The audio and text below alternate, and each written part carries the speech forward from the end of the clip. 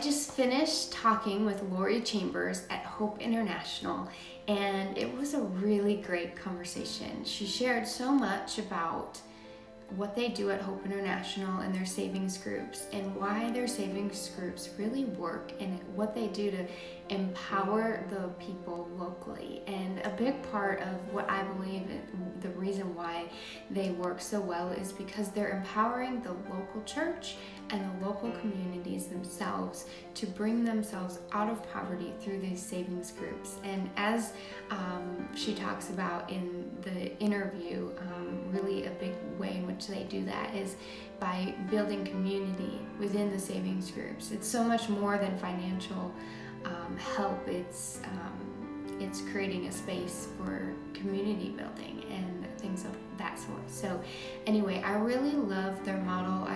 If you've been following along for any time with Love Light Stories, you know I love the helping without hurting type methodology, and just empowering the local people to lift themselves out of poverty. And that's exactly what I believe Hope International is doing. They're walking alongside of people. And so in this interview, we talk a lot about that model and how it works, but we really dig into also just the encouraging and hopeful side of this. Lori shares stories of things, and we end with a little bit of encouragement too. So I hope you'll take a look, and I think you'll really like this interview. Well, Lori, thank you so much for taking the time to chat with me this morning about Hope International and the work that you're doing there. I think I first got in touch and came to know your work through a poverty simulation here at North Point Church, I think here in Alpharetta. So that was a training as a Haiti team leader training. And anyway, I learned about what you're doing and really kind of fell in love with the model in which you go about your work, and having the chance to talk to a few people, including yourself now multiple times. This is the first time we're actually meeting visually, but it's been a joy to start getting to know you. So thank you so much. If you will, could we just start by sharing a little bit about the mission of Hope International and the model behind what you do? Sure. Stephanie, thanks so much for having me on. At Hope International, we invest in the dreams of families in the world's underserved communities as we proclaim and live the gospel. And at our core, we believe in discipleship. And so we work to accomplish our mission through biblically based training, saving services, and access to loans that restore the dignity and break the cycle of poverty. At the end of the day, what does this really mean? It means that we do our work primarily through microfinance institutions with an average loan size of $400, and in partnership with churches globally who facilitate our savings programs. And so it's estimated that 736 million still live in extreme poverty globally. And so that we believe that that jobs fight the root causes of poverty. That when families have consistent income, they can secure stable housing, afford a nutritious food supply, build savings for emergencies, invest in their children's futures, and become less vulnerable to traffickers. Wow, that's a pretty incredible mission that you have, right? To empower the local people essentially to be able to lift themselves out of poverty through financial means, which is really incredible. So, could you share about the model specifically and how you do that financially with your savings groups per se and things like that? Sure. So what happened was about 11 years ago in 2009 or so, I believe, the Archbishop of Rwanda at the time came to us and said, you know, microfinance loans, these small loans for entrepreneurs are really good for people living in the city and for people who perhaps have some established level of income, but it doesn't work for those who live in a more rural context. How can you help those people whose first encounter with financial institutions should not be a loan? And I think about that a lot with our kids. We don't want the first encounter that they have to be with loans. We don't want them to get into debt. We want them to have a practice of savings. And so through the local church, which was first through the Anglican Church in Rwanda, we were able to implement these savings groups where the church is our partner, and we shine the light on the local church and allow them to facilitate and coordinate And we provide the training to them, and they have gatherings of savings groups, which are generally 15 to 20 people. And they come together and create a group name. They create a president, a treasurer, and a secretary. They decide how often they meet, and what a share of a savings looks like. And from that, they meet weekly or bi-weekly and contribute to savings, because we know that having savings provides a safety net, especially in times of pandemic like we are in now. Yeah. And so when they meet, is it meeting weekly and they bring money with them every week, or how does that work? Yeah, so they meet weekly or bi-weekly, and they come and bring their savings. It can be as small as 10 cents, which, in America we'd say, what does that matter? But in a world and in a context where people are living on $2 a day or less, it's very meaningful. And so if you start consistently saving 10 cents every week, all of a sudden it's a lot more stable for you. During that time, we have what we call the 5 W's, which is during the meeting, they have a welcome, a worship, word. They do their work of recording their savings, and then we have a wrap up. So it's a biblically based financial training that the church gets to implement. Yeah. Oh, wow. I just thought of another question too. It's one that I'm thinking of because I've read a few books on savings groups, and not all savings groups work. It's not always, a definitive thing. So what is it about Hope and the savings groups that you do that really you're finding make it successful? I think savings groups go so much further beyond the physical savings. One, we're able to, like I said, shine a light on the local church. We also have leadership development when you think of the ministry coordinators, the church facilitators, the people who are overseeing their own savings groups.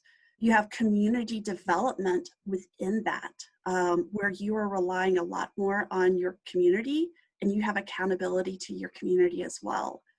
And then also what people learn in simple recording of basic accounting on their savings, they're able to take and apply to perhaps their own business, the church itself. I mean, the impact that's beyond financial is like a ripple effect. And it's just really, really beautiful to see.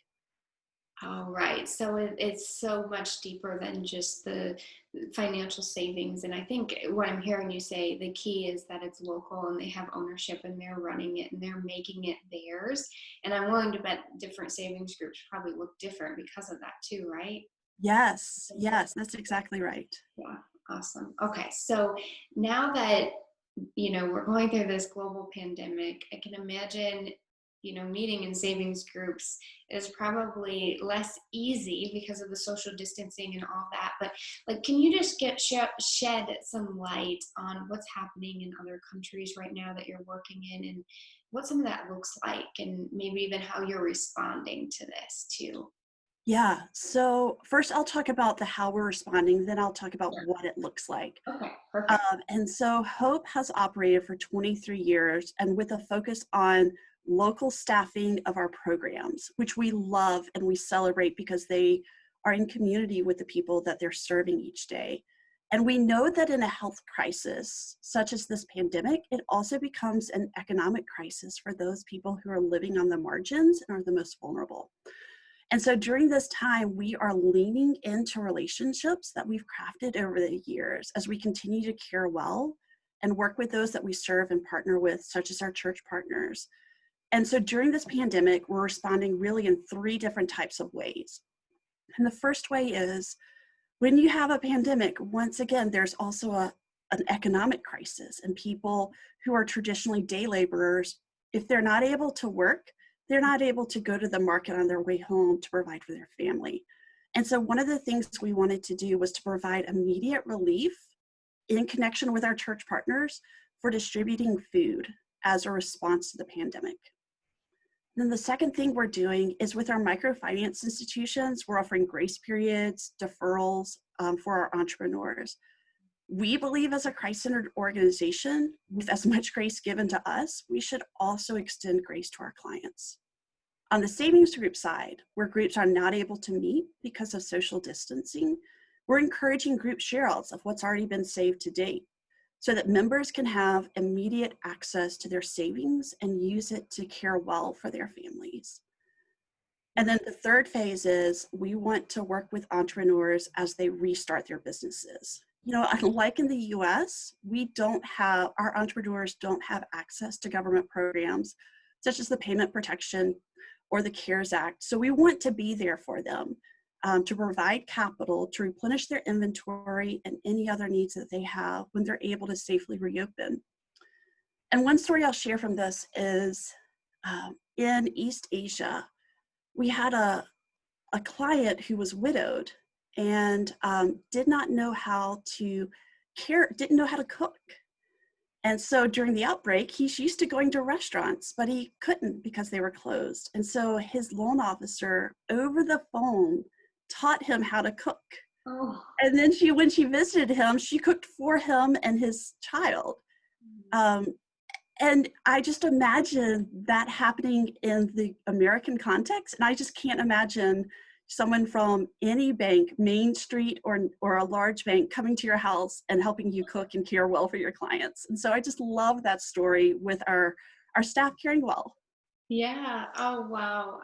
That is really unique. And it's in a way, it's such a simple thing that we could do at any point in time, but it's just not something, it's not usually part of the culture in which we live. And I think that's just a beautiful representation of how it's different in other places. And it's really, really a neat thing. So thank you for sharing that story. Yeah. So as far as the savings groups goes, you said that you're encouraging early share outs. So essentially that means that the money they've pooled together, they're distributing it amongst the group as needed. Does that mean it's like on an equal basis, or is it based on who needs it most at the time period, or how does that work? Yeah, so it's mainly based on what you've contributed to the savings group to date, is then being given out to you. I know that there are a lot of savings groups that are having to be dispersed during this time because of social distancing and limits on groups. And we still have some that are also still meeting as well because maybe country restrictions aren't as much. But regardless, if you've been consistently contributing something, having that back during this time is really amazing. One statistic I'll share is that we try to listen really well to our clients and savings group members because we want to make sure that what we're doing is having a positive impact on their lives holistically. And so last year we surveyed the men and women in our program of Hope Malawi to better understand, what impact are you experiencing? And we asked this question. We said, what percentage of you are able to obtain a $19 if you needed $19 within a month for a financial emergency? And that $19 is essentially the equivalent of 1 month's income in Malawi.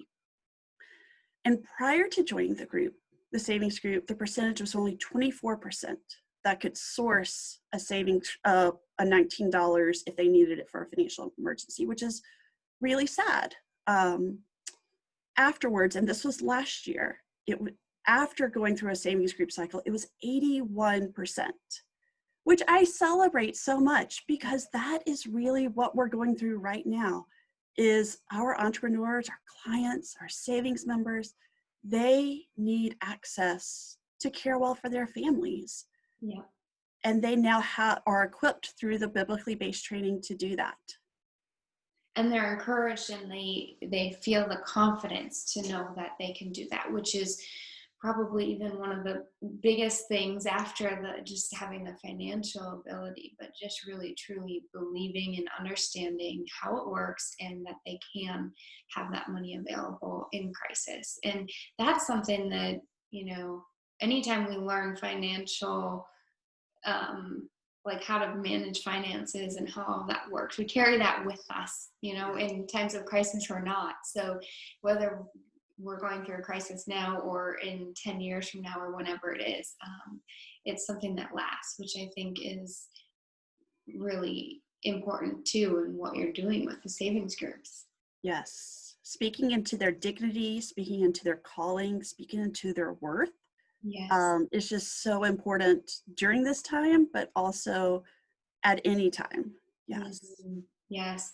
Okay. I have to like jump back a little bit just because I'm curious, and it's been a while since I really dug into different like savings groups models and stuff. But when we're talking about these Hope savings groups specifically, you mentioned that like whatever they put in they get back out, so of course one of the benefits of these savings groups is that they have a mechanism of which to save, right, that they're actually going through the motion and doing it, and then of course the community and all that, the confidence and the dignity that's being built. But do they also work in that, like, sometimes you give money, you pool the money together and people get money out at different times, like it's not always equal, is it? Or how does that work? Because I was thinking that at different times they pull the money Yes. So what we often see during a first saving cycle is that you're building trust within the community of your savings group. out. And Okay. so, and also as the group in the aggregate doesn't have a lot of savings, all you're doing is really just trying to kind of build that pool.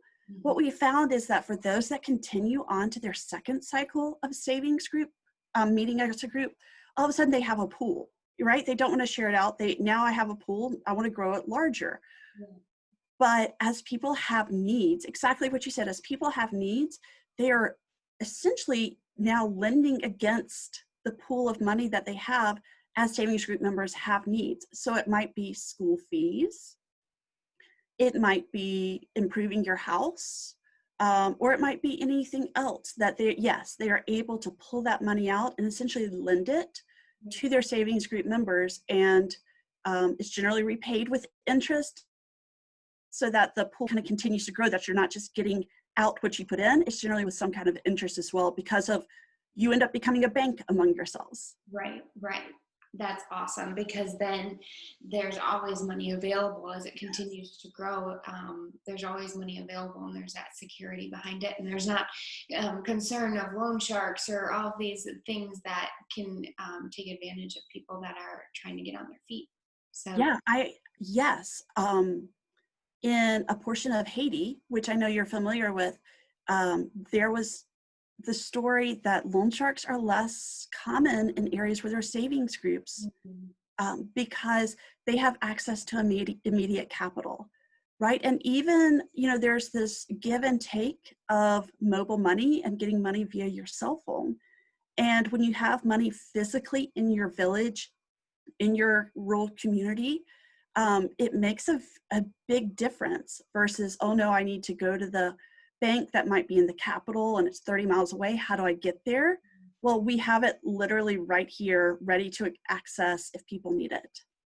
Wow, love it. I love it so much. It's seems like a simple concept, yet there's so many intricacies to it, and it actually works, and it works better than the many alternatives. So anyway, thanks for sharing more about it and answering my extra questions about how it actually works and all of that, because I think it's really interesting to understand that.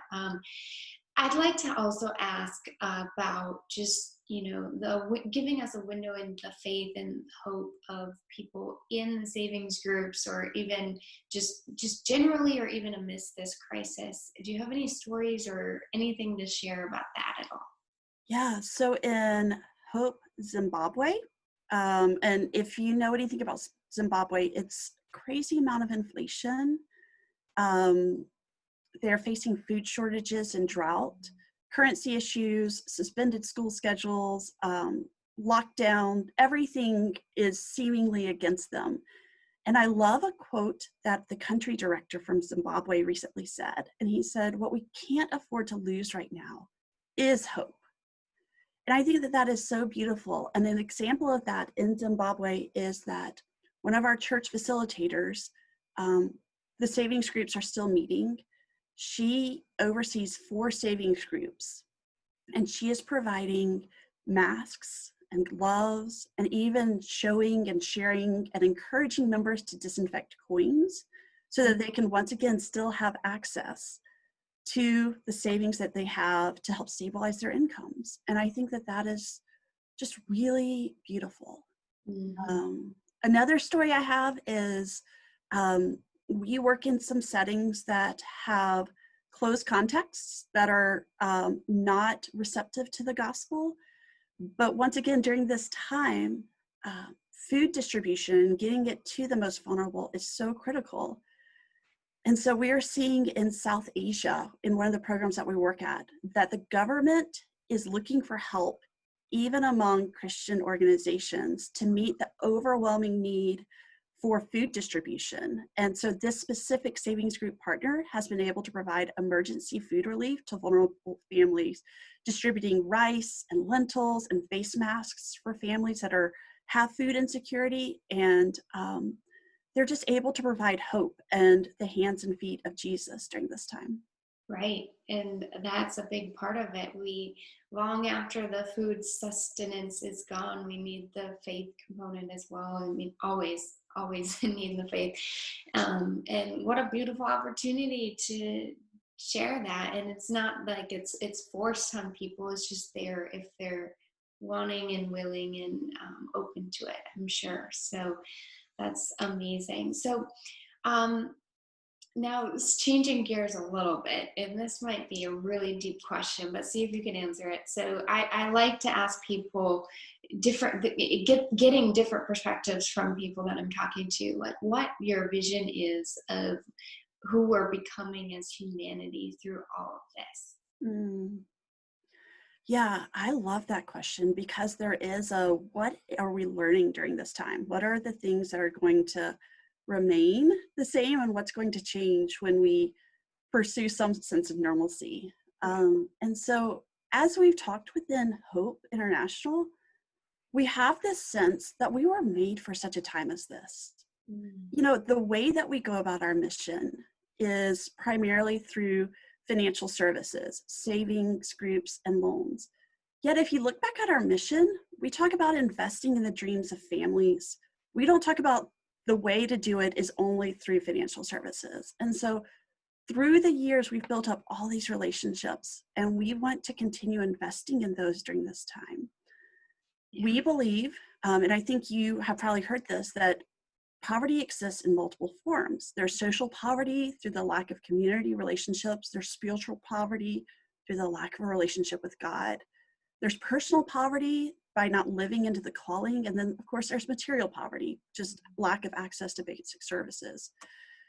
And so as we celebrate the relationships that we're leaning into and caring well for, we also equally, if not much more, celebrate when clients and savings groups overcome spiritual poverty by choosing to follow Jesus, especially during this time where people are being drawn to Jesus. Yes. And so, you know, we have in the Dominican Republic a call center, and they are calling and just checking in on clients and asking, how can we pray for you?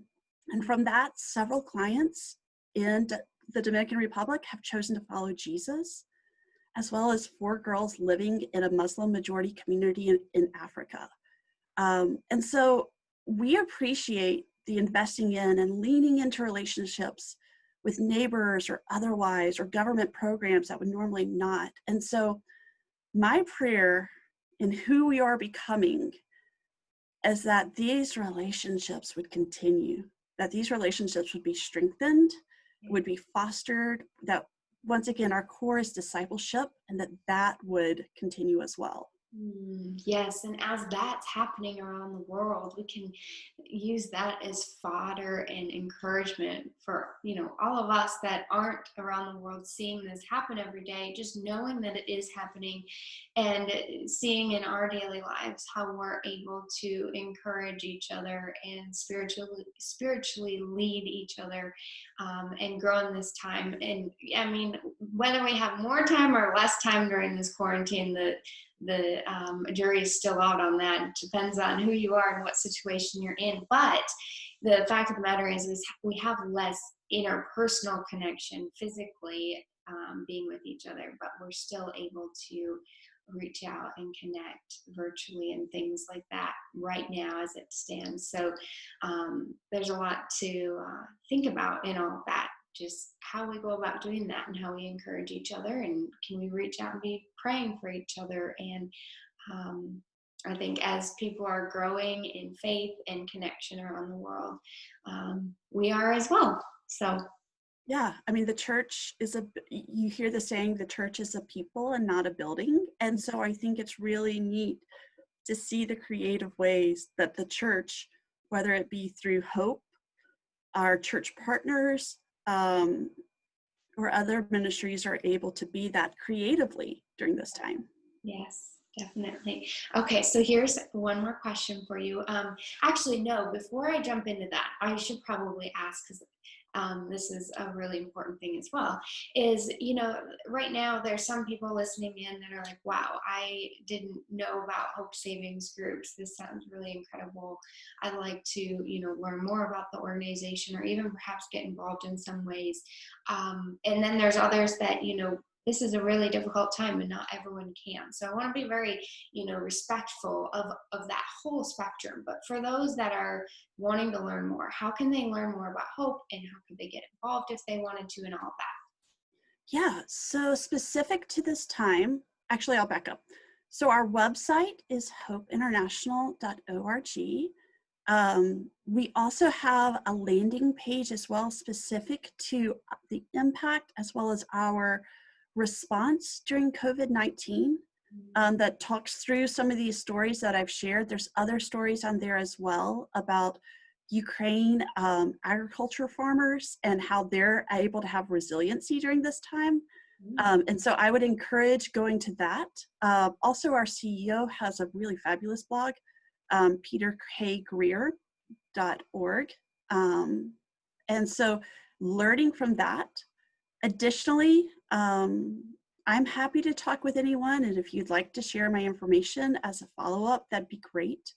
I just think Hope is uniquely positioned during this time to invest locally and to care well.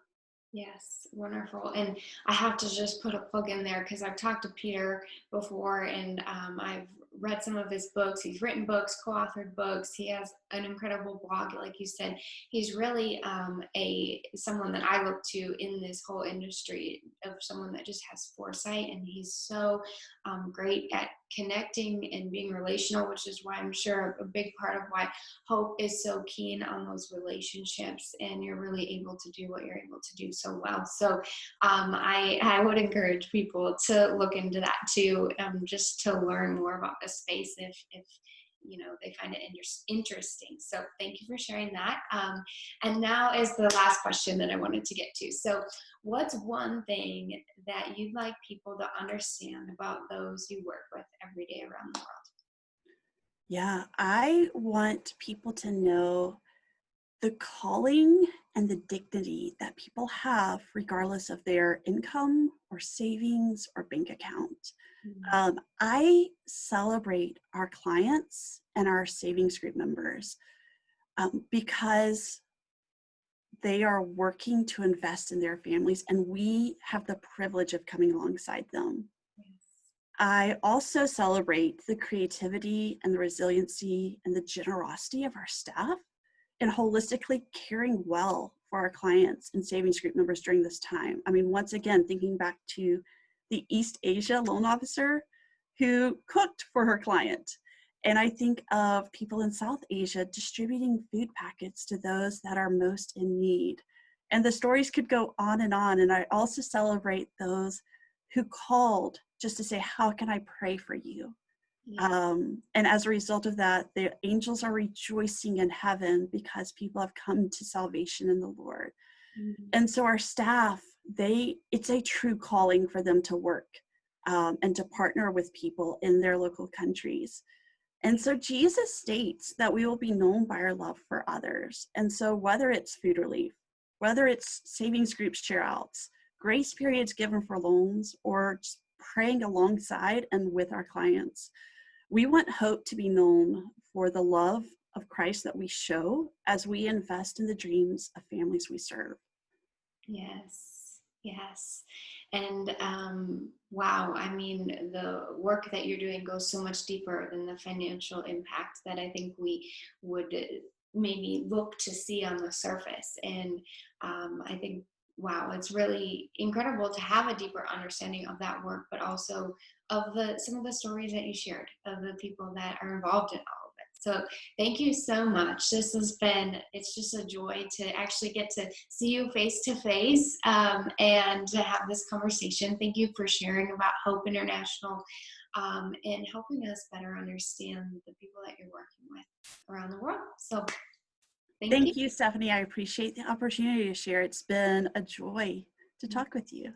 So I hope that conversation piqued your curiosity around what's happening around the world, and specifically as it pertains to savings groups. I asked a few questions in that interview that were just truly trying to dig deeper into how their savings groups work and what makes them different from other savings groups, because I know that not all savings groups actually become successful.